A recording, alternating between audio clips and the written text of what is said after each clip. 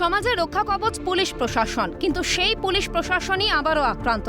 উত্তর দিনাজপুরের গোয়ালপুকুরের পর মুর্শিদাবাদের ডোমকল।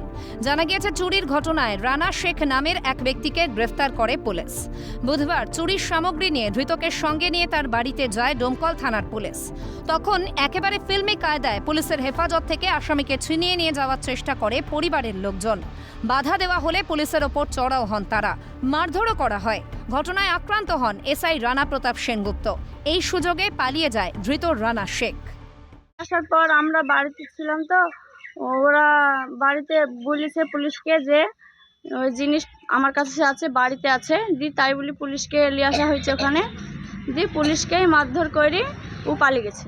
আচ্ছা, ও নিজে মারধর করেছিল? হ্যাঁ, ওর বাড়ির লোকও মারধর করেছে।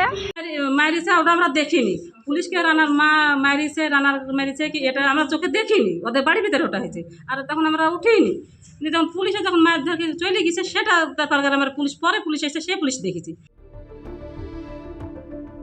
একের পর এক ঘটনায় প্রশ্নের মুখে খোদ আইন রক্ষকদের নিরাপত্তা। ক্ষুব্ধ রাজ্য পুলিশের ডিজি রাজীব কুমার। এই পরিস্থিতিতে পুলিশের মনোবল চাঙ্গা করতে অ্যাকশনের দাওয়াই। আমাদের উপরে গুলি চালাবে, আমরা ওর থেকে 4 গুণ গুলি চালাবো।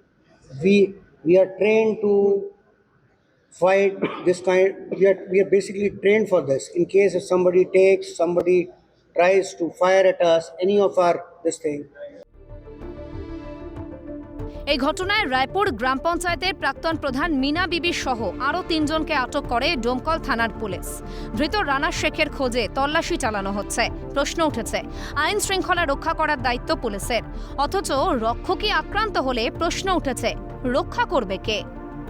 ইকবাল হোসেনের রিপোর্ট, ক্যালকাটা নিউজ।